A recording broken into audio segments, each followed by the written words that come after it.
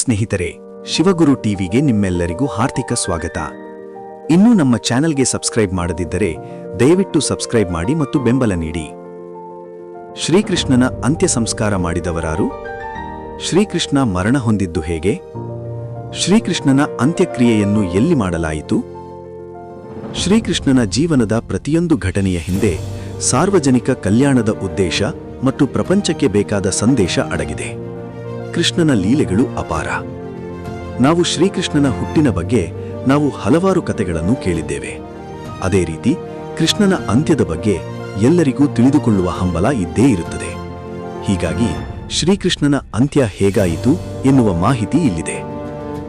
ಮಹಾಭಾರತ ಯುದ್ಧದ ಸಮಯದಲ್ಲಿ ದುರ್ಯೋಧನನು ಹತನಾದಾಗ ಆತನ ತಾಯಿ ಗಾಂಧಾರಿಯು ತನ್ನ ಮಗನನ್ನು ಕಳೆದುಕೊಂಡು ಚಿಂತೆಗೆ ಒಳಗಾಗುತ್ತಾಳೆ. ದುರ್ಯೋಧನನ ಸಾವನ್ನು ನೆನೆದು ದುಃಖಿಸುತ್ತಿರುತ್ತಾಳೆ. ಅದೇ ಸಮಯಕ್ಕೆ ಶ್ರೀಕೃಷ್ಣ ಹಾಗೂ ಪಾಂಡವರು ಗಾಂಧಾರಿ ಇದ್ದ ಅರಮನೆಗೆ ಬರುತ್ತಾರೆ. ಗಾಂಧಾರಿಯು ತನ್ನ ಪುತ್ರನ ಸಾವಿಗೆ ಕಾರಣರಾದ ಪಾಂಡವರನ್ನು ಕಂಡು ಕೋಪಗೊಳ್ಳುತ್ತಾಳೆ.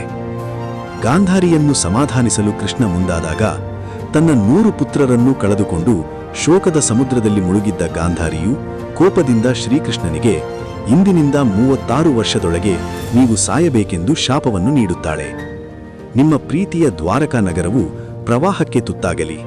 ಯಾದವ ವಂಶದವರು ಅಥವಾ ಯದು ವಂಶದವರು ಹಾಗೂ ಕುರು ವಂಶದವರು ಹೊಡೆದಾಡಿಕೊಂಡೇ ಸಾಯಲಿ. ಒಬ್ಬರು ಇನ್ನೊಬ್ಬರನ್ನು ಕೊಲ್ಲುವುದರ ಮೂಲಕ ನಿಮ್ಮ ಎರಡೂ ವಂಶವೂ ನಿರ್ನಾಮವಾಗಲಿ ಎಂದು ಶಾಪವನ್ನು ನೀಡುತ್ತಾಳೆ. ಗಾಂಧಾರಿಯ ಶಾಪದಂತೆ ಯಾದವರಲ್ಲಿ ಗಲಾಟೆಗಳು ಸಂಭವಿಸಿ ಪರಸ್ಪರ ಹೊಡೆದಾಡಿಕೊಳ್ಳುತ್ತಾರೆ. ಧರ್ಮದ ಹಾದಿಯಲ್ಲಿ ನಡೆಯಬೇಕಾದ ಯಾದವರು ಅಧರ್ಮದ ಹಾದಿಯಲ್ಲಿ ನಡೆಯುತ್ತಿರುತ್ತಾರೆ. ಇದು ಯಾದವರ ವಿನಾಶವೆಂದು ಅರಿತ ಶ್ರೀಕೃಷ್ಣ ಬೇಸರಗೊಂಡು ದ್ವಾರಕವನ್ನು ತೊರೆದು ಕಾಡಿಗೆ ಹೋಗಲು ನಿರ್ಧರಿಸುತ್ತಾನೆ. ಶ್ರೀಕೃಷ್ಣನು ಅರ್ಜುನನಿಗೆ ಯದುವಂಶದ ಜವಾಬ್ದಾರಿಯನ್ನು ನೀಡಿ ದ್ವಾರಕದಿಂದ ಹೊರಟು ಹೋಗುತ್ತಾನೆ.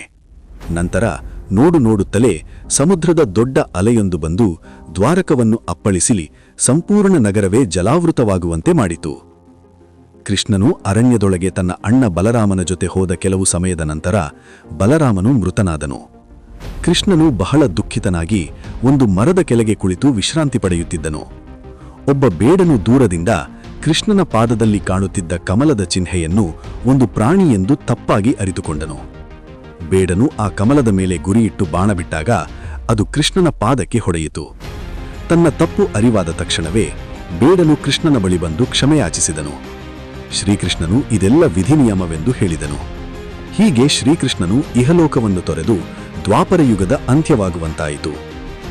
ಶ್ರೀಕೃಷ್ಣನನ್ನು ಕೊಂದ ಬೇಡ ಯಾರು?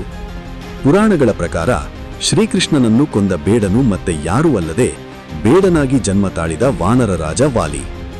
ಶ್ರೀಕೃಷ್ಣನ ಹಿಂದಿನ ಜನ್ಮದಲ್ಲಿ ಶ್ರೀರಾಮನಾಗಿ ವಾನರ ರಾಜ ವಾಲಿಯನ್ನು ಮರಗಳ ಹಿಂದೆ ನಿಂತು ಯಾವ ನಿರ್ದಿಷ್ಟ ಕಾರಣವಿಲ್ಲದೆ ಕೊಂದಿದ್ದರಿಂದ ಈ ಜನ್ಮದಲ್ಲಿ ಬೇಡನ ಜನ್ಮ ತಾಳಿದ ವಾಲಿಯಿಂದ ಸಾಯಬೇಕೆಂದು ಪೂರ್ವ ನಿಯೋಜಿತವಾಗಿತ್ತು. ಶ್ರೀಕೃಷ್ಣನ ಅಂತ್ಯಕ್ರಿಯೆ ಮಾಡಿದ್ದು ಯಾರು? ಎಲ್ಲಿ ಮಾಡಲಾಯಿತು? ಶ್ರೀಕೃಷ್ಣನು ಮರಣ ಹೊಂದಿರುವ ಸುದ್ದಿಯನ್ನು ತಿಳಿದ ತಕ್ಷಣ ಪಾಂಡವರು ಶ್ರೀಕೃಷ್ಣನು ಮರಣ ಹೊಂದಿದ ಸ್ಥಳಕ್ಕೆ ಆಗಮಿಸುತ್ತಾರೆ. ಹಾಗೂ ಪಾಂಡವರಲ್ಲಿ ಅರ್ಜುನನು ಶ್ರೀಕೃಷ್ಣನಿಗೆ ಪ್ರಿಯವಾದವನಾದ್ದರಿಂದ ಸ್ವತಃ ಅರ್ಜುನನೇ ಶ್ರೀಕೃಷ್ಣನ ಅಂತಿಮ ವಿಧಿಗಳನ್ನು ಪೂರ್ಣಗೊಳಿಸುತ್ತಾನೆ.